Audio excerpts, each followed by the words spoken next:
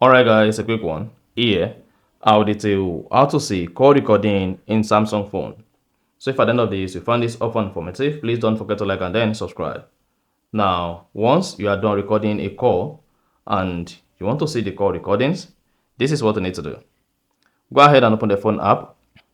Click on the three dots at top right. Select settings. Select record calls. Click on recorded calls.